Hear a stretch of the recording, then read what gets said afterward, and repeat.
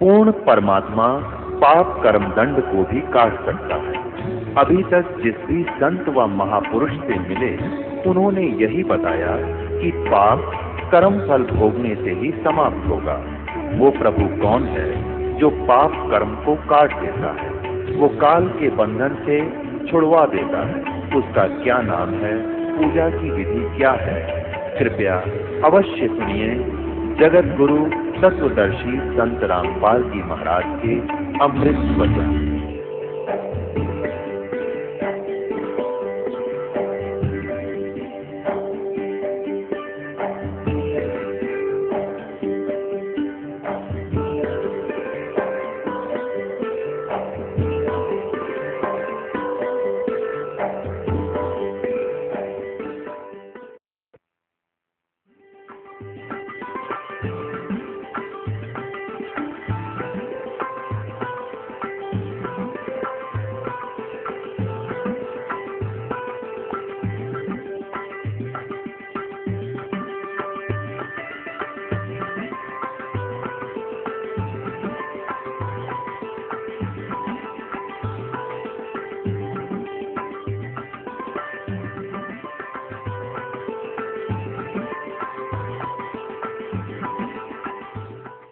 ये है सत्यार्थ प्रकाश।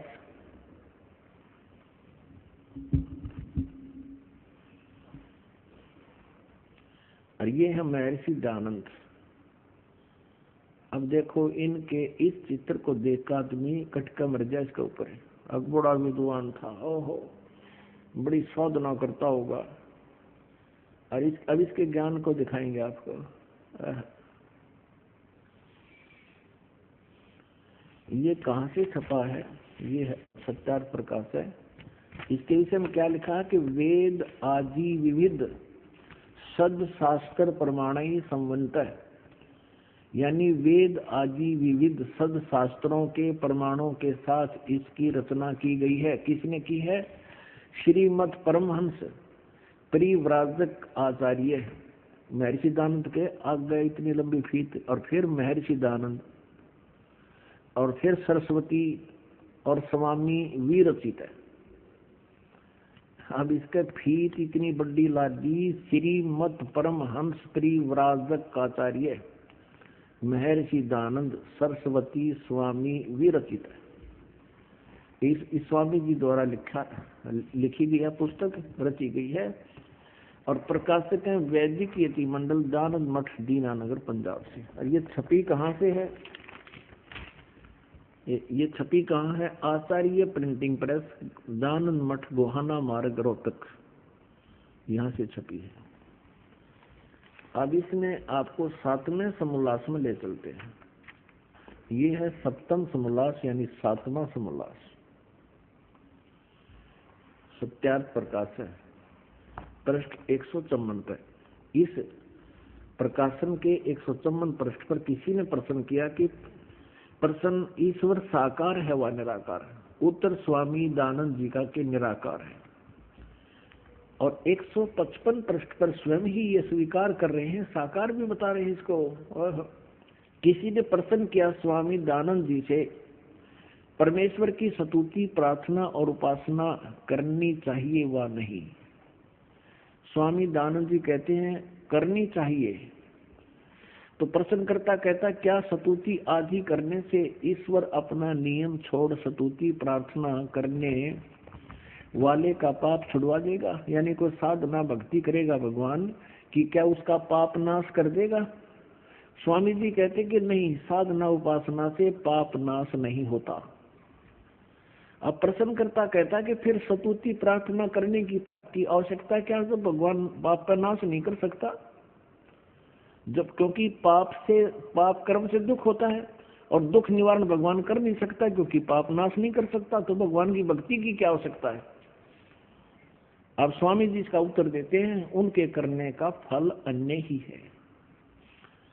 प्रश्नकर्ता कहता वो क्या फल है फिर? स्वामी दयानंद जी का उत्तर देखियो, स्तुति से ईश्वर में प्रीति, उसके गुण कर्म स्वभाव से अपने गुण कर्म स्वभाव का सुधरना, प्रार्थना से निरअभिमानता, उत्साह और सहाय का मिलना, उपासना से परब्रह्म से मेल और उसका साक्षात्कार होना। हर एक साक्षात्कार निराकार का कैसे होगा, और मेल उस निराकार से मेल कैसे हो जाएगा? या स्वयं कह रहे हैं उसका साक्षात्कार हो जाता है उपासना से, और पाप कटते नहीं। अपने आत्माओं, ये ऐसे महर्षि थे, इनको ये नहीं मालूम तुम 154 पृष्ठ पर निराकार बता रहा है, 155 पृष्ठ पर कह रहा है परमात्मा परब्रह्म से मेल हो जा और उसका साक्षात्कार हो सकता है। फिर साक्षात्कार निराकार का कैसे होगा? तत्व ज्ञानहीन प्राणी ऐसी उवाबाई ही बकते हैं जिनका कोई आधार ना हो। अपने आत्माओं,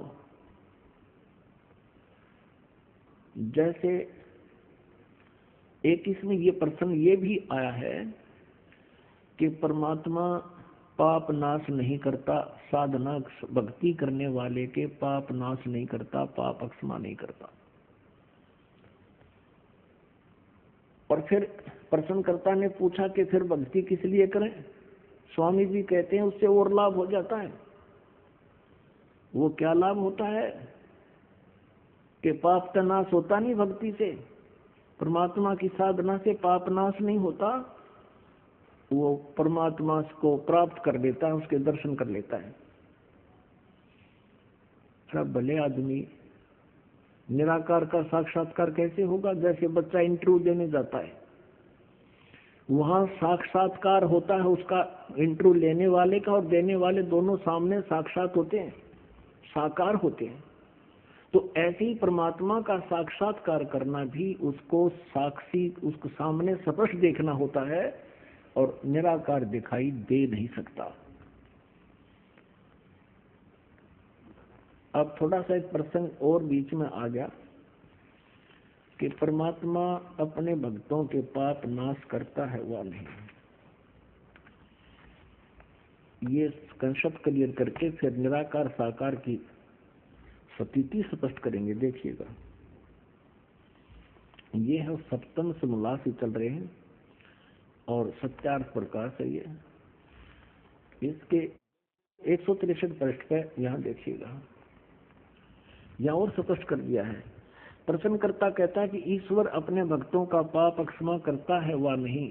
उत्तर स्वामी जी कहते नहीं, क्योंकि जो पाप क्षमा करे तो उसका न्याय नष्ट और सब मनुष्य महापापी हो जाएं, क्योंकि उनको पाप करने में उत्साह और निर्भयता हो। जैसे कोई राजा अपराधियों के पाप की क्षमा करे तो वे अधिक अधिक अपराध करने लगे, और जो अपराध नहीं करता वह भी अपराध करने से न डरेगा। इसलिए सब कर्मों का यथावत फल देना ईश्वर का काम है, अक्षमा करना नहीं।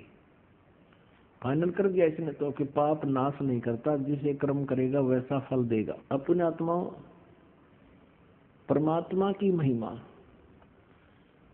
परमात्मा के गुण पवित्र वेदों में लिखे हैं। अब जैसे कोई व्यक्ति कहे,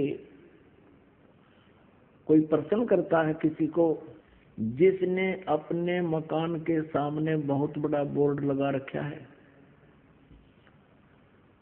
MBBS MS, और उससे कोई पूछता है कि क्या औषधि खाने से रोग नाश हो जाएगा, और वो सामने वाला जो इतना लंबा बोर्ड लगाए बैठा है, दुकान खोल रहा है डॉक्टर की, और वो ये कहे कि नहीं औषधि खाने से रोग नाश नहीं होता, अब सामने वाला कहेगा फिर औषधि खाने की आवश्यकता क्या है जब रोग नहीं कटे, रोग ही नहीं कटेगा। तो वो सामने वाला, वो नकली डॉक्टर वैद्य जवाब क्या देवे कि औषधि खाने से रोग तो नाश नहीं होगा लेकिन पहलवान बन जाएगा। तो क्या वो डॉक्टर है? क्या वो वैद्य हो सकता है? वो तो कोई गुट्टी लाए बैठा है, नकली बोर्डदार है, जो ये शब्द कहेगा कि औषधि खाने से रोग नहीं कटे और फिर वो औषधि खानी चाहिए। किस लिए? क्या लाभ है? कि पहलवान बन जाएगा, रोग कटे नहीं, मृत्यु हो जाए, पहलवान तो बन लिया फिर। तो ऐसे यदि दूसरा उदाहरण आपको देते हैं कि जैसे किसी ने बोर्ड लगा रखा है थोक साबुन विक्रेता, और साबुन की पूरी दुकान भर रखी है उसके साबुन के टुकड़ों की, और उससे कोई पूछता है क्या साबुन कपड़े का मैल नाश कर देगा? तो वो सामने वाला दुकानदार ये कहे कि नहीं, साबुन लगाना तो चाहिए पर वो कपड़े का मैल नाश नहीं करेगा। फिर सामने वाला स्वाभाविक बात है कहेगा, प्रश्न करेगा, फिर साबुन प्रयोग करने का लाभ क्या?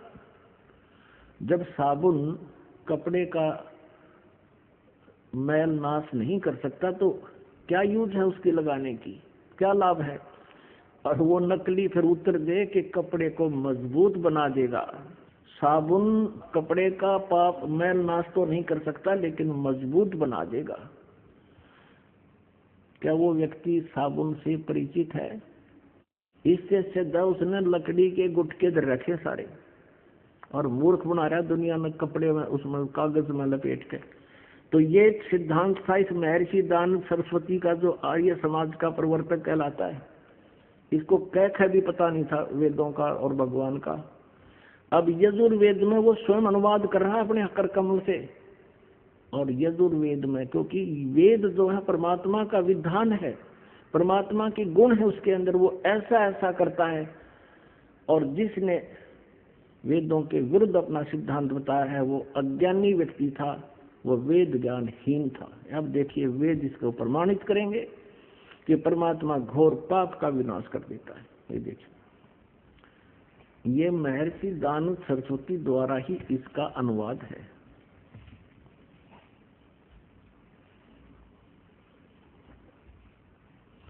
प्रकाशक है सार्वदेशिक आर्य प्रतिनिधि सभा 2/5 महर्षि दानव भवन, रामलीला मैदान, नई दिल्ली से। यजुर्वेद आर्य भाषा भाष्य संपूर्ण 40 अध्याय महर्षि दानव सरस्वती कृत यानी दानव जी के द्वारा इनका अनुवाद है। मुद्रक के Prince offset printers 1510 Pataudi house Daryaganj, नई दिल्ली से। अब देखिएगा यजुर्वेद के 8वें अध्याय का 13वां मंत्र स्पष्ट करेगा। ये 8वां अध्याय और 241 पृष्ठ पे 8वें अध्याय का 13वां श्लोक। इसमें क्या लिखा है कि देव कर्तस्य एनस्य अवजनमसि, मनुष्य कर्तस्य एनस्य अवजनमसि, पितृ कर्तस्य एनस्य अवजनमसि, आत्म कर्तस्य एनस्य अवजनमसि। एनस्य अनस्य घोर, एनस्य अनस्य माने अपराध के अपराध यानी घोर पाप के भी अवजनम। अब आपको इसका यहाँ दिखाते हैं 242 पृष्ठ पर इन्हीं का अनुवाद किया हुआ। ये 242 पृष्ठ पे। हे सबके उपकार करने वाले मित्र आप। अब यहाँ इसने मित्र शब्द प्रयोग कर लिया, यहाँ परमेश्वर ना लिखा, क्योंकि इसको पता था वेदों को पढ़ने वाला मुझ पर पूरा विश्वास करेगा। और मैंने यहाँ लिख दिया मित्र, तो वो ये समझेगा कि मित्र के बारे में लिखा है, भगवान के बारे में नहीं, इसलिए इसको पढ़ पढ़ा कर आगे चल पड़ेगा। आप दान देने वाले के अपराध के, अवजनम एन से माने अपराध के, अवजनम माने विनाश करने वाले, असी माने हो, मनुष्य कर्तव्य साधारण मनुष्यों के किए हुए, एन से माने अपराध के, अवजनम माने विनाश करने वाले हो। पितर कर्तव्य से पिता के किए हुए, एन से माने अपराध, ये अपराध ही लिखना चाहिए था, गुरुदास ने लिखा है। अच्छी प्रकार हरने वाले हो, नाश करने वाले हो। अपने किए हुए, एन से माने पाप के, एन से कहो, एन से का अर्थ पाप कहो, एन से माने अपराध कहो, एन से माने अपराध या पाप एक ही अर्थ होता है। एन से माने पाप के दूर करने वाले, अवजनम माने नाश करने वाले, अवजनम विनाश करने वाले हो, अवजनम माने विनाश करने वाले हो। एनस एनस अधर्म के अधर्म यानी घोर पाप के भी अवैधन माने नाश करने वाले हो। अब जानता हुआ मैं जो कुछ भी अधर्म आचरण किया करता हूँ या करूं, अनजान में जो कुछ भी किया करता हूँ या करूं, उस सब एन से माने अपराध के, पाप के, दुष्ट आचरण के नहीं, पाप के आप अवैधन माने नाश करने वाले हो। अब यहाँ मित्र शब्द लिख दिया इसने, यहाँ परमात्मा ने लिखा जीव को मूर्ख बनाने के लिए। अब देखो इन्हीं के शब्दों में, अब इसी महर्षि दानंद जी ने सत्यार्थ प्रकाश के प्रथम समोल्लास में भगवान के नामों की महिमा की व्याख्या की है, विवरण दिया है। उसी में आपको दिखाते हैं मित्र माने परमात्मा होता है। ये देखिए इन्हीं के शब्दों में, यह प्रथम समोल्लास है और पृष्ठ नंबर 18 पर, सत्यार्थ प्रकाश पृष्ठ नंबर 18 पर। यहाँ देखिए इन्हीं के विचारों में महर्षि दानंद जी लिख रहे हैं, जो सबसे स्नेह करे, सबको प्रीति करने योग्य है, वह परमेश्वर सबका सच्चा मित्र है। इससे परमेश्वर का नाम मित्र है। तो जहां इसने मित्र शब्द लिखा है वहां हम लिखेंगे हे परमेश्वर आप, बस सीधी सी बात। अब मित्र मान इसने यहाँ लिख दिया हे सबके उपकार करने वाले मित्र आप, यजुर्वेद के 8वें अध्याय के 13वें मंत्र में। अनुवाद में गड़बड़ करने की चेष्टा की कि पढ़ने वाला यूं सोचेगा कि ये तो मित्र के बारे में लिखा है, भगवान के बारे में नहीं। ऐसा ही हमारे साथ, जैसे हमारा और इस आर्य समाज के आचार्यों का सन 2004 से वाद विवाद चल रहा था। समाचार पत्रों में विज्ञापन के माध्यम से हम लिखते थे, वो भी उत्तर देते थे। जहां इस दास ने ये लिखा था कि महर्षि दानंद को वेदों का बिल्कुल ज्ञान नहीं था, ये कहता है कि पाप नाश नहीं कर सकते। इस 7वें समोल्लास में लिखा है भगवान की साधना से पाप नाश नहीं हो सकते। जबकि यजुर्वेद अध्याय नंबर 8 के श्लोक नंबर 13 में स्पष्ट लिखा है कि भगवान घोर पाप का भी नाश कर देता है। तो उन्होंने उत्तर दिया था कि रामपाल झूठ बोल रहा है। यजुर्वेद अध्याय नंबर 8 के श्लोक नंबर 13 के अनुवाद में महर्षि दानंद ने मित्र के बारे में लिखा है, परमेश्वर के बारे में नहीं। यानी जनता को मूर्ख बनाना उनका उद्देश्य था, लेकिन वो भूल गए कि अब आज से 150 वर्ष पहले वाला भारत नहीं है। अब हम स्वयं शिक्षित हैं, परमात्मा ने दया बख्शी है, प्रत्येक भारतवासी आज अक्षर ज्ञान युक्त है और इनसे जिसा भी अनुवाद बना इन्होंने अनुवाद किया है, और इनसे नहीं अनुवाद हुआ वो ये दास करेगा और बता रहा है, क्योंकि सूक्ष्म वेद में वो पहले ही लिखा परमात्मा की वाणी में। अब देखो यही यजुर्वेद 8वें अध्याय का 13वां श्लोक,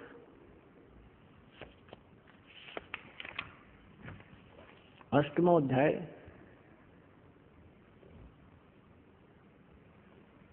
और ये हमने पढ़ा 13वां श्लोक मंत्र। इसके यहाँ पर ये अनुवाद किया स्वामी जी ने, तो यहाँ लिख दिया हे सबके उपकार करने वाले मित्र आप। हम यहाँ लिखेंगे हे सबके उपकार करने वाले परमेश्वर आप, दान देने वाले के, एन से माने अपराध यानी पाप के विनाश करने वाले हो, साधारण मनुष्यों के किए हुए अपराध के विनाश करने वाले हो, पिता के किए हुए अनैसे माने अपराध के नाश करने वाले हो, अपने किए हुए पाप के दूर करने वाले यानी नाश करने वाले हो। एक तो इस महर्षि दानंद की या थोड़ी ये विधान गलत सिद्ध कर दिया वेदों ने कि परमात्मा पाप नाश नहीं कर सकता, जबकि वेद स्पष्ट करते हैं परमात्मा घोर पाप का भी नाश कर सकता है। तो इससे सिद्ध हो गया कि महर्षि दानंद पूर्ण रूप से वेदों से अपरिचित था, अज्ञानी था। अब प्रश्न चल रहा है कि परमात्मा साकार है व निराकार। ये कहते हैं कि परमात्मा निराकार है, वेद बताते हैं परमात्मा साकार है और मनुष्य दृश्य है, सशरीर है। अब देखिएगा ऋग्वेद मंडल नंबर 1 महर्षि दानंद जी द्वारा अनुवादित है। ये देखिएगा, ये प्रथम मंडल है, महर्षि दानंद सरस्वती का अनुवादित है। प्रकाशक हैं सार्वदेशिक आर्य प्रतिनिधि सभा 3/5 महर्षि ध्यानचंद रामलीला मैदान नई दिल्ली से। मुद्रक है Prince offset printers 1510 Pataudi house.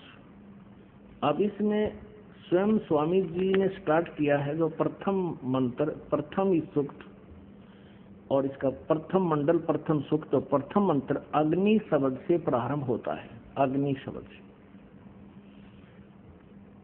अग्नि शब्द से प्रारंभ होता है और इस अग्नि शब्द को इन्होंने आगे स्पष्ट किया है कि यहाँ अग्नि शब्द के दो अर्थ करने में प्रमाण ये हैं कि इस ऋग्वेद के मंत्र से यह जाना जाता है कि एक सद्वर्ण के इंद्र आदि अनेक नाम होते हैं इत्यादि। संस्कृत ब्राह्मण के प्रमाणों से अग्नि शब्द ब्रह्म और आत्मा इन दो अर्थों का वाची है। मैं अग्नि शब्द प्रजा शब्द से भौतिक और प्रजापति शब्द से ईश्वर का ग्रहण होता है। इस प्रमाण से सत्याचरण के नियमों का जो यथावत पालन करना है सो ही व्रत कहता है और इस व्रत का पति परमेश्वर है। इस ऋग्वेद के प्रमाण से ज्ञान वाले तथा सर्वज्ञ प्रकाश करने वाले विशेषण से अग्नि शब्द करके ईश्वर का ग्रहण होता है। अग्नि माने ईश्वर का ग्रहण होता है, अग्नि माने ईश्वर। और इसी आधार से स्वामी जी ने ऋग्वेद मंडल नंबर 1 सूक्त नंबर 1 का मंत्र नंबर 2 इसमें अग्नि शब्द है, इसका अर्थ इन्होंने स्वयं कहा है अग्नि माने वह परमेश्वर। दूसरे में आगे देखो, अब ये तीसरा मंत्र है ऋग्वेद मंडल नंबर 1 सूक्त नंबर 1 का मंत्र नंबर 3। इसमें भी अग्नि ना अच्छी प्रकार ईश्वर, अग्नि माने ईश्वर। चौथे मंत्र में अग्नि माने हे परमेश्वर।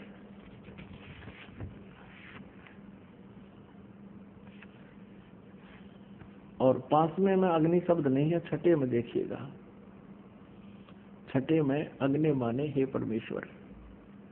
और फिर 7वें में ऋग्वेद मंडल नंबर 1 सूक्त नंबर 1 मंत्र नंबर 7 में अग्नि माने हे उपासना के करने योग्य परमेश्वर। अब 8वां अग्नि शब्द नहीं है, 9 में अग्नि माने ज्ञान स्वरूप परमेश्वर। अब पुण्यात्मा, अब स्वामी दयानंद जी खुद अग्नि माने अग्नि या अग्नि का अर्थ कर रहे हैं कि अग्नि माने वेदों में जहां भी ये है वो परमेश्वर का ग्रहण होता है। और सत्यार्थ प्रकाश में भी भगवान के नाम को प्रमाणित करने के लिए इन्होंने अग्नि माने परमेश्वर ही शब्द का किया है। अब फिर दयानंद जी के सत्यार्थ प्रकाश में भी देखते हैं अग्नि माने ये क्या बताना चाहते हैं। देखिएगा, ये सत्यार्थ प्रकाश है और ये कहाँ से छपा है ये आपको बताया था, वैदिक कीर्ति मंडल। ये इसका प्रकाशक है मुद्रक आचार्य प्रिंटिंग प्रेस, दयानंद मठ गोहाना मार्ग, रोहतक से। इसके पृष्ठ नंबर 16 पर देखिएगा, सत्यार्थ प्रकाश। ओम और अग्नि आदि नामों के मुख्य अर्थ से परमेश्वर का ग्रहण होता है। ओम और अग्नि आदि नामों का अर्थ, मुख्य अर्थ से परमेश्वर का ग्रहण होता है। यानी अग्नि माने जहां भी हो परमेश्वर समझना चाहिए मुख्य तौर पर।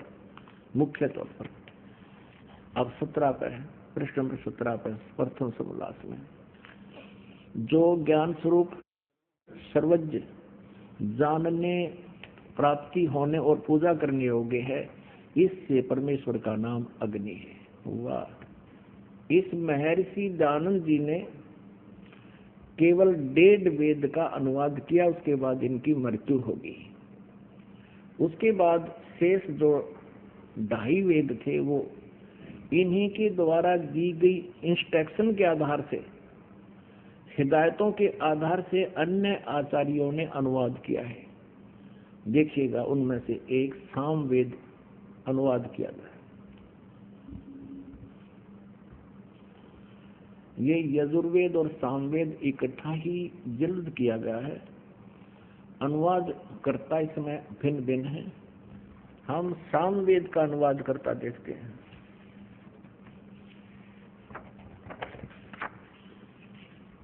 ये कहाँ से प्रकाशित है ये देखिए। प्रधान कार्यालय दान संस्थान वेद मंदिर महात्मा वेद भिक्षु सेवा आश्रम मुखमेलपुर दिल्ली दूरभाष इतना। प्रकाशक हैं पंडिता राकेश रानी अध्यक्ष दानंद संस्थान 2286 आर्य समाज मार्ग करोल बाग नई दिल्ली से। अब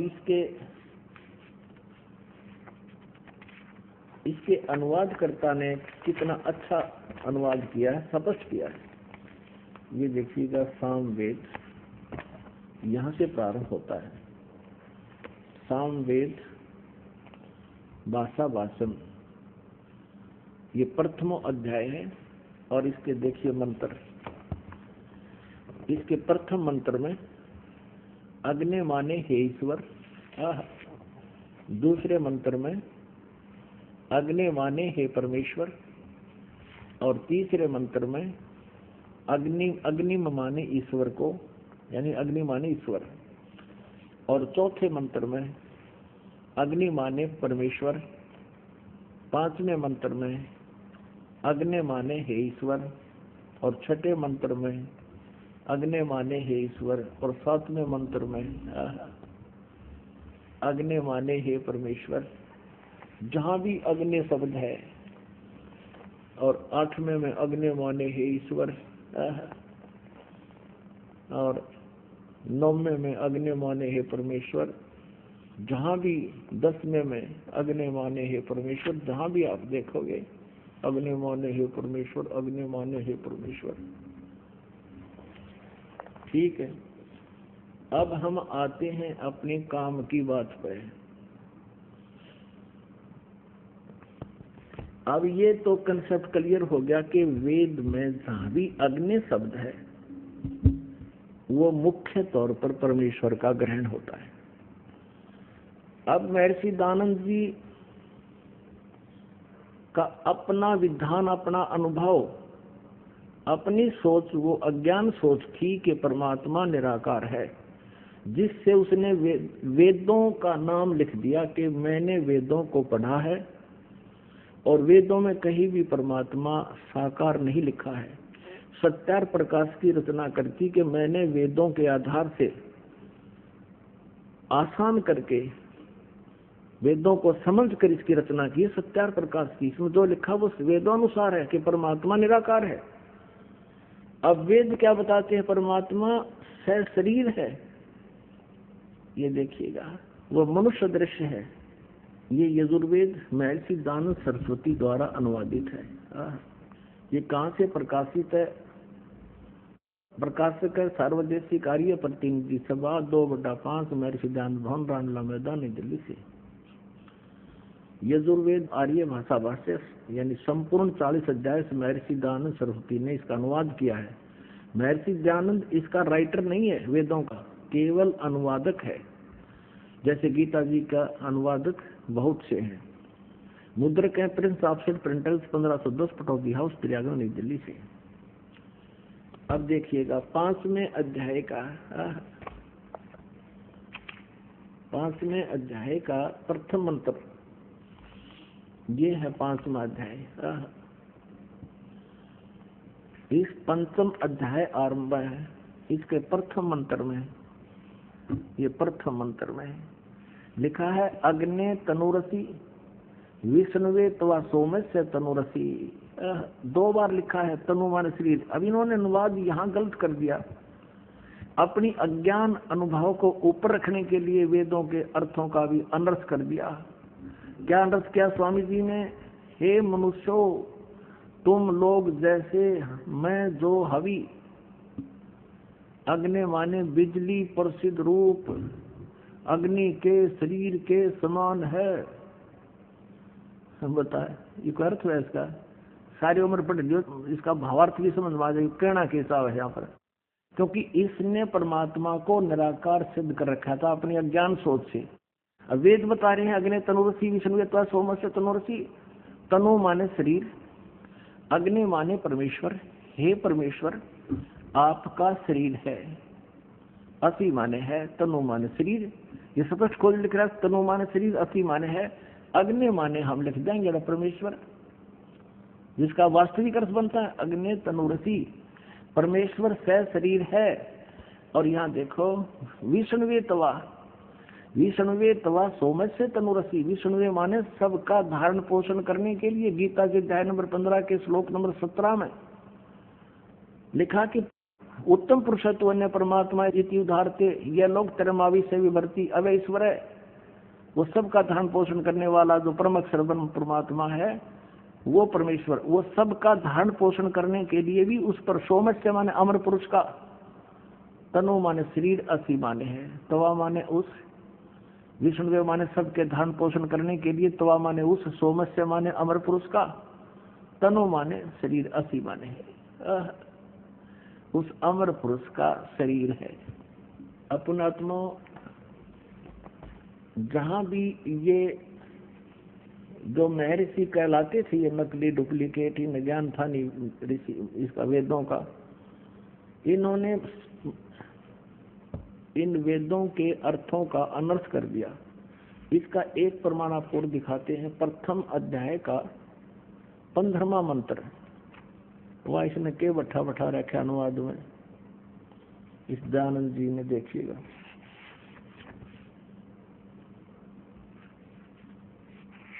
ये देखिए, ये और दिखाते हैं आपको। फिर कई प्रमाण देंगे परमात्मा का कि साकार है।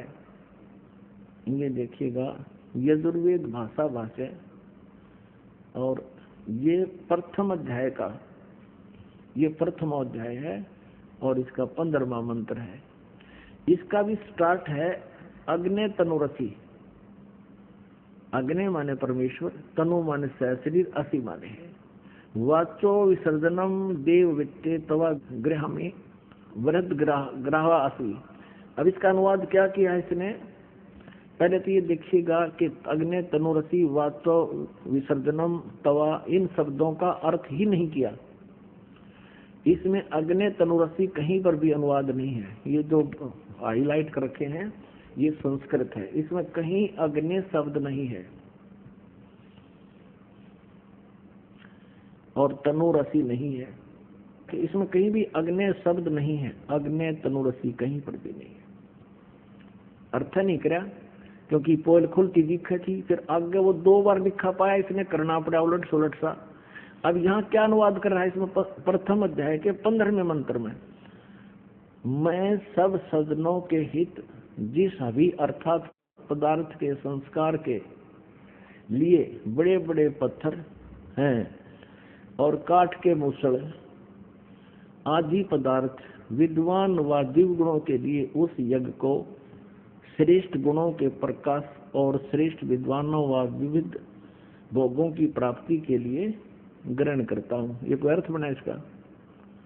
बड़े बड़े पत्थर और काठ के मूसल ग्रहण करता हूँ। भगवान शर्मा मारेगा पत्थरा का और काठ के मूसला का। इसका अर्थ कोई अन्य बनता है जो महर्षि दयानंद नहीं समझ सके, वो दास ने किया है। फिर पढ़ लो इसका क्या अर्थ बना। कोई बात है, बड़े बड़े पत्थर और काठ के मूसल जो मैं ग्रहण करता हूँ, भगवान कहे। अब हम फिर आते हैं अध्याय नंबर 5 के श्लोक नंबर 1 पर।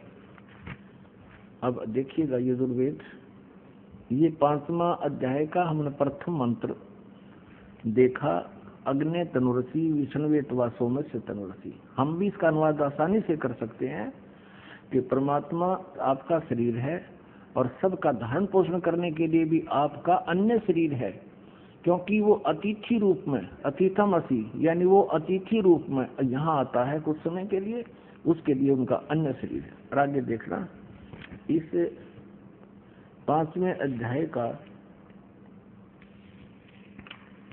ये 6ठा मंत्र आपको दिखाते हैं इन्हीं के शब्दों में। कहते हैं चोर चुरावर तुम बड़ी वो गाड्डे पानी में, वो गाड्डे व ऊपर न सच्चाई छनी ना।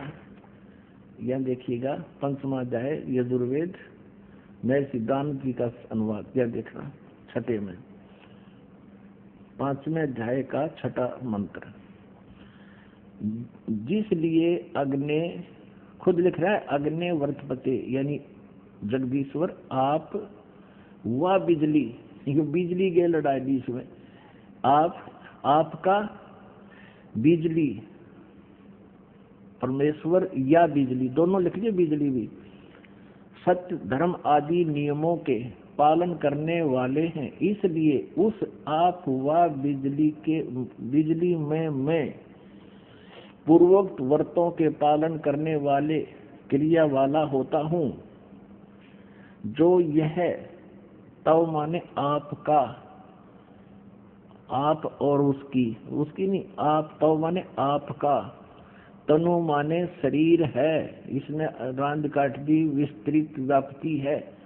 आप तव माने आपका, यह आपका, तनु माने शरीर है, वह मुझ में जो यह मेरा शरीर है, भगवान का भी शरीर है और मुझ में मेरा शरीर है। सो आप व उसमें जो ब्रह्मचर्य के व्रत अब सिद्ध हो गया कि भगवान का भी शरीर है और जो बोलता है उसका भी शरीर है। आगे देखिए, ये है यजुर्वेद अध्याय नंबर 5 का और मंत्र नंबर 8 है। इसमें ये मंत्र नंबर 8 है, इसमें 3 बार तनूर असी लिखा है 8 का। हे मनुष्य लोगों, तुमको यह जो इस अग्नि बिजली रूप लिख दिया, अग्नि माने परमेश्वर लिखना है यहाँ पर, परमेश्वर का अग्नि नहीं, परमेश्वर का स्वर्ण आदि सोने आदि में सोने अत्यंत बड़ा अभ्यंतर रहने वाला तनु माने शरीर है। तुम हे मनुष्य लोगों, तुमको जो इस परमेश्वर का, अग्नि का नहीं, परमेश्वर का जो अत्यंत बड़ा शरीर है, शरीर यहाँ है लिखना चाहिए, शरीर है, और भयंकर वचन को नष्ट करता है, उत्तमता से सेवन किए हुए अन्न, ये बकवास कर रखी इसने सारी। इस अग्नि माने परमेश्वर का अत्यंत विस्तीर्ण अभ्यंतर में सचित होने, लोकों में सोने वाला है, यानी लोकों में सोना में, अन्य लोकों में भी जब वो जाता है उसका शरीर है। और तीसरी बार फिर लिखा हुआ, इसका इसलिए अनुवाद नहीं किया, शर्मा गया अकड़े सी छुपा हूं। देखो इस मूल संस्कृत में 3 बजे तनूर, तनु ये तनु है, वरिष्ठा, तनु वरिष्ठा एक, और मूल संस्कृत में यहीं पर है, ये दूसरा तनु वरिष्ठा, और तीसरा फिर ये तनु वरिष्ठा है। इसका अलग अलग इसने केवल 2 बार लिखा, तनु माने शरीर, तनु माने शरीर, और तीसरी बार इसने शर्म आ गई, अनुवाद छोड़ दिया। 1.5 साल हो गए इसके अनुवाद को ऐसे एजिटी चलते हुए को। यजुर्वेद अध्याय नंबर 7 के मंत्र 39 में उसमें लिखा है कि नरवत मनुष्य के तुल्य परमात्मा। ये देखिएगा, यही अनुवाद कर रहा है लेकिन गोलमोल कर रहा है। ये महर्षि दानव सरस्वती द्वारा ही इसका अनुवाद किया गया है। 7वें अध्याय का 39वां श्लोक आपको दिखाते हैं, ये देखिएगा। ये है 7वां अध्याय यानी 7वां अध्याय और यजुर्वेद, और इसका 39वां मंत्र 39। इसमें लिखा कि महान इंद्र नरवत आ, इस दय को तय बनाते हैं, ये इसका संधि छेद करते हैं, जब इसने भी ऐसा ही किया है। नरवत महान माने सर्वोत्तम अत्यंत पूज्य है, नरवत माने मनुष्य के तुल्य, मनुष्य के तुल्य परमात्मा है। इंद्र हे भगवान जगदीश्वर, जिस कारण आप योगाभ्यास के ग्रहण करने योग्य हैं, ऐसे ऐसे अब यहाँ लिखना था ए महान इंद्र नरवत, हे बड़े, महान माने बड़े, इंद्र माने परमेश्वर, नरवत मनुष्य के समान, मनुष्य के तुल्य आप अपना हो और अपना सब कार्य करते हो, अच्छी प्रकार सब मनुष्यों के सुख को परिपूर्ण करने के व्यवहार और परमार्थ के ज्ञान को बढ़ाने वाले 2 प्रकार के ज्ञान से संयुक्त कर, इसने दबंगा कर रखा है। बाकी हमने ये देखना है कि परमात्मा जो है वह परमेश्वर, हे जगदीश्वर, जिस कारण आप योगाभ्यास से ग्रहण करने योग्य हैं, इससे अत्यंत उत्तम ऐश्वर्य के लिए हम लोग आपकी उपासना करते हैं। यह उपासना हमारे लिए कल्याण का कारण है। इससे तुमको परम ऐश्वर्य पाने के लिए हम सेवन करते हैं। जो महान इंद्र, महान सर्वोत्तम अत्यंत पूज्य, मनुष्य के समान के तुल्य अच्छे प्रकार, यानी इसका अर्थ ये कि वो परमात्मा आप आपकी पूजा करते हैं और आप मनुष्य के तुल्य हैं, आप परम पूज्य हैं, ये महान इंद्र। और दिखाते हैं आपको ऋग्वेद मंडल नंबर 1 और सूक्त नंबर 31 का मंत्र नंबर 17 में मनुष्यवत अग्नि, मनुष्य के तुल्य परमात्मा। ये देखिए ऋग्वेद, ये भी दानु सरस्वती का ही अनुवाद है, प्रथम मंडल। और ये कहाँ से प्रकाशित है? सर्वदेशी कार्य प्रतिनिधि सभा 3/5 महर्षि दान राम मैदान नई दिल्ली से। ऋग्वेद मंडल नंबर 1 सूक्त नंबर 31। ये देखिए ऋग्वेद मंडल नंबर 1 सूक्त नंबर 31 का मंत्र नंबर ये 17 है। इसमें सतुष है मनुष्यवत अग्नि, मनुष्यवत अग्नि, अंगीरसवत अंगीरह है। इसने क्या लिखा है? मनुष्यवत, मनुष्यों के जाने आने के समान मनुष्यवत, इसका अर्थ लिखा है इसने मनुष्यवत अग्नि। अग्नि माने परमेश्वर, हम स्पष्ट कर चुके हैं। मनुष्यवत माने मनुष्य के समान, मनुष्य के तुल्य परमेश्वर। आप सर्व अंग सहित हो और प्रत्येक युग में आते हो, पूर्व भी आते रहे हो। उस पूर्व की तरह एक बार आप फिर आइए, क्योंकि आप अपने, ये देखिए जैसे उत्तम पूर्वत मन पहले की तरह फिर से आइए। यह लिखना है हे पवित्र प्राणों के समान धारण करने वाले परमेश्वर, लिखना था, आज देख लिख दिया। हे पवित्र अंगीरह माने शरीर, शरीर धारण करने वाले, विद्याओं से सर्वत्र व्यापक, ये अग्नि माने परमेश्वर। अब पूर्ववत जैसे उत्तम पृष्ठा वाले, यहाँ देखो शरीर व्यापक प्राण वायु के सदृश राज्य क्रम बकवास के गडरा किया इसने। अंगिरसवत माने शरीर, शरीर की तरह आप जैसे आम व्यक्ति होता उस तरह शरीर धारण करते हो और आप विद्वानों के अति चतुर मनुष्य को अच्छे प्रकार प्राप्त कीजिए। उस मनुष्य को विद्या आदि कर्म और प्राप्ति के लिए मनुष्यवत माने लिख दिया, मनुष्यों के आने जाने के समान, मनुष्य के समान लिखना था। और वो आप अपने जैसे पुरुष यज्ञ के साथ कर्मों को सिद्ध करते कराते हैं, जैसे उत्तम प्रतिष्ठा वाले विद्वान विद्या के देने वाले होते हैं। इसका वास्तविक अर्थ तो ये है, ऋग्वेद मंडल नंबर 1 और सूक्त नंबर 31 मंत्र 17 का स्पष्ट अर्थ ये बनता है, हे परमेश्वर आप मनुष्य के तुल्य हैं और आप पहले भी आते रहे हैं। उस पहले की तरह फिर उसी तरह उस सुंदर शरीर धारण किए हुए आप आइए। आप जो पहले यथार्थ ज्ञान देकर चले जाते हो, एक बार पुनः यहाँ आइए और हमें फिर से उस ज्ञान से परिचित कराइए। ये परमात्मा का विधान है। अब आपको दिखाते हैं ऋग्वेद मंडल नंबर 9 सूक्त नंबर 86 का और 26 और 27 ऋग्वेद मंडल नंबर 9 सूक्त 82 का 1, 2, 3। अब समय के अभाव के कारण इसको आपको बहुत शॉर्ट में समझाएंगे। ये देखिएगा, ऋग्वेद मंडल नंबर 9, प्रकाशक हैं सार्वदेशी कार्य प्रतिनिधि सभा, मेयर सिद्धांत भवन, रामलीला मैदान, नई दिल्ली से। और ये छपा कहाँ से? यहाँ से, प्रिंस ऑफसेट प्रिंटर्स, मंडल नंबर 9 सूक्त नंबर 86 का। ऋग्वेद मंडल नंबर 9 सूक्त नंबर 86 और मंत्र नंबर 26। यज्ञ करने वाले यजमानों के लिए परमात्मा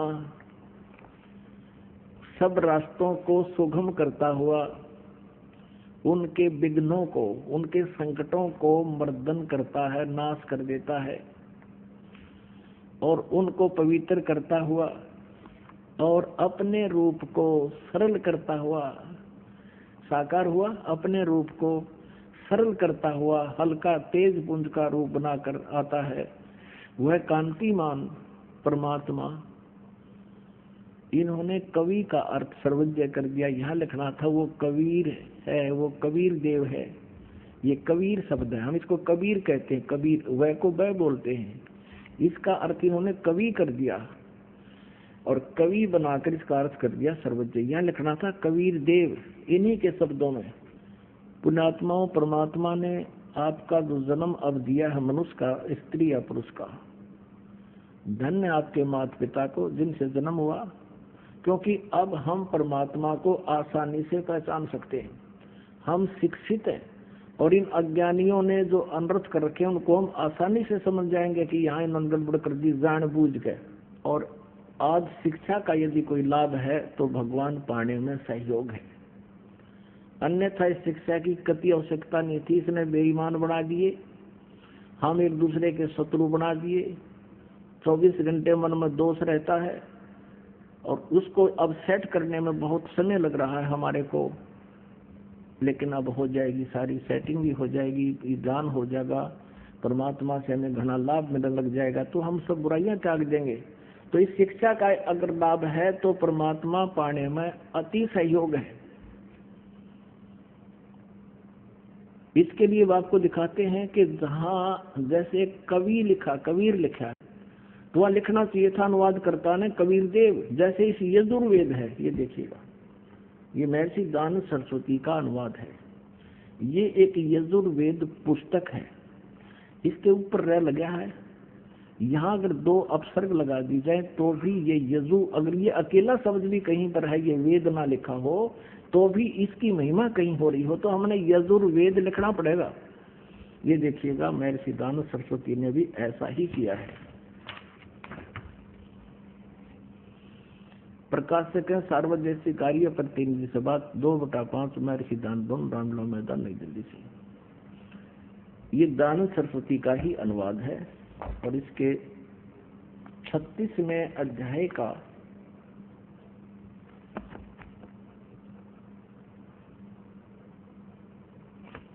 ये देखो,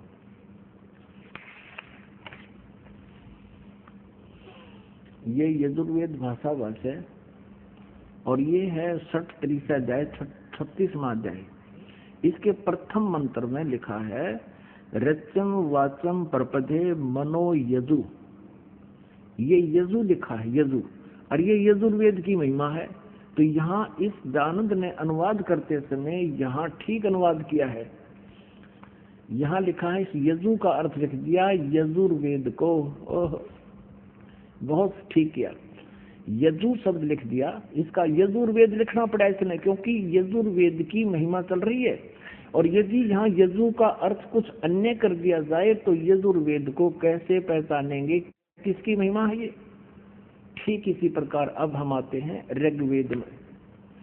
अब हम इसी प्रकार अब हम ऋग्वेद में, जहाँ परमात्मा कवि, इन्होंने कबीर लिख दिया, कबीर को कवि कर दिया, उसका अर्थ सर्वज्ञ कर दिया, गलत कर दिया। यहाँ लिखना था वो कबीर देव है, वो कबीर साहब। हम कबीर साहब कहें, देव माने साहब कहो, भगवान कहो, अल्लाह कहो। ये देखिए ऋग्वेद अब हम ऋग्वेद पर आते हैं, क्योंकि बीच में ये कंसेप्ट क्लियर करना था, इसलिए ये यजुर्वेद लिया था बीच में। ये वही है, यहाँ से ये छपा है, प्रकाशक है। अभी हम पढ़ रहे थे इसको, वही है। ये देखिए, ऋग्वेद मंडल नंबर 9 सूक्त 86 का मंत्र हम 26 पढ़ रहे हैं। देख कितना स्पष्ट है इसमें। ये कबीर लिखा, कबीर अत्यय, तो इसको इन्होंने ऐसा लिख दिया, 2 अपसर्ग लगा दिए, तो फिर भी यहाँ लिखना था वो कबीर देव, कबीर देव लिखना था। जैसे ये है ऋग्वेद मंडल नंबर 9 सूक्त 20, इसका मंत्र नंबर 1 में यहाँ लिखा है वो कबीर देव, कबीर देव, वो कबीर देव। ये कबीर साहब लिखना चाहिए था, कबीर परमेश्वर। तो यहाँ केवल कबीर लिखा है, तो अभी ये कबीर देव ही लिखना पड़ेगा। यज्ञ करने वाले यजमानों के लिए परमात्मा, यज्ञ करने वाले यजमानों माने साधना करने वाले भक्तों के लिए परमात्मा सब रास्तों को सुगम करता हुआ उनके विघ्नों को मर्दन करता है, उनके संकटों का नाश कर देता है और उनको पवित्र करता हुआ और अपने रूप को सरल करता हुआ वह कांति में, यानी परमात्मा कबीर देव, वो लिखना था वह कबीर देव, कबीर साहब विद्युत के समान क्रीड़ा करता हुआ, यानी बहुत शीघ्र गति से चलता हुआ वर्णीय पुरुष को प्राप्त होता है, श्रेष्ठ अच्छी आत्मा को मिलता है, गति करके वहां से चल कर आता है। ये देखिएगा। अब 27 में ऋग्वेद मंडल नंबर 9 सूक्त नंबर 86 मंत्र 27 में क्या कहा है कि प्रेम की वे, हम यहाँ लिखेंगे जो परमात्मा प्रकाश पुंज परमात्मा, फिर यहाँ जो परमात्मा ध्रुवलोक के तीसरे पृष्ठ पर विराजमान है, एक देशीय है, एक स्थान पर रहता है। ध्रुवलोक के, उस तेजो में लोक के, सतलोक के तीसरे पृष्ठ पर विराजमान है, वो प्रकाश रूप है। यानी एक देशीय हुआ वो परमात्मा ऊपर ध्रुवलोक के, यानी उस सतलोक के तीसरे पृष्ठ पर, तीसरे स्थान पर विराजमान है, एक देशीय हुआ। आगे देखो, अब आपको दिखाते हैं ऋग्वेद मंडल नंबर 9 सूक्त नंबर 82 और मंत्र 1, 2, 3 में। ये देखिएगा, ऋग्वेद मंडल नंबर 9 सूक्त नंबर 82 और यहाँ आते हैं मंत्र नंबर 1।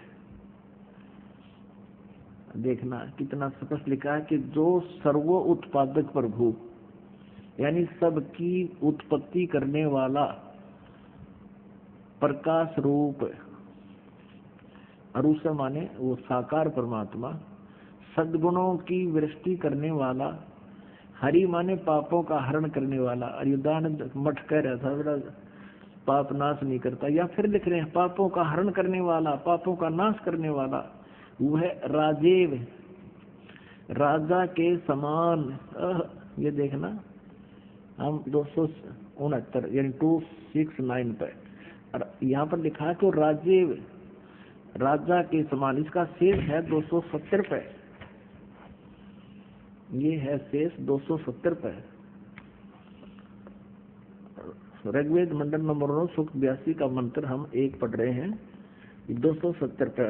राजा के समान दर्शनीय है, दर्शनीय देखने योग्य है, राजा के समान साकार है, मनुष्य दृश्य है, वह पृथ्वी आदि लोक लोकांतरों के चारों ओर शब्दमान हो रहा है। वह वर्णीय पुरुष को, श्रेष्ठ, वर्णीय माने श्रेष्ठ भक्त पुरुष को, व्यक्ति को, जो दृढ़ भक्त है उसको पवित्र करता हुआ प्राप्त होता है।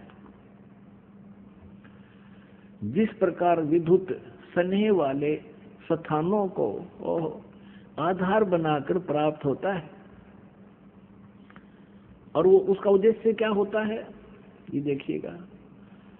दूसरे मंत्र में। वो किस उद्देश्य से आता है वो परमात्मा? ये कबीर शब्द है यहाँ पर, कबीर मूल पाठ में कबीर वेदस्य, ये परमात्मन उपदेश करने की इच्छा से आप महापुरुषों को प्राप्त होते हो, सच्चा ज्ञान देने के लिए आते हो, और आप कांति अत्यंत गतिशील पदार्थ के समान हमारे आध्यात्मिक यज्ञ को प्राप्त होते हो, यानी अत्यंत गतिशील पदार्थ के समान, यानी बिजली जैसी गति से आप चलते हो। आप ये फिर सर्वज्ञ लिख दिया, आप कबीर देव हैं, आप कबीर साहब हैं, शुद्ध स्वरूप हैं। आगे आगे, आप पापों को दूर करके, हे सोम, हे अमर परमात्मा, आप हमको सुख दें अपने आत्माओं। इसमें स्पष्ट कर दिया है कि वो परमात्मा राजा के समान देखने योग्य है। राजा तो मनुष्य जैसा ही होता होगा, और कौन सा वो पत्थर जैसा होता है। और वो स्पष्ट कर दिया है कि वो परमात्मा तीसरे धाम में रहता है, और वहां से गति करके आता है, अच्छी श्रेष्ठ आत्माओं को मिलता है और उनको तत्व ज्ञान से परिचित कराता है। वो किस किस को मिला? हम सुल्तानी नानक तारे दादू को उपदेश दिया, जात जुलाहा भेद न पाया, काशी माहे कबीर हुआ। वो परमात्मा किन किन अच्छी आत्माओं को मिले? आदरणीय धर्मदास साहिब जी को मिले, आदरणीय मलुकदास साहिब जी को मिले, आदरणीय नानक साहिब जी को मिले।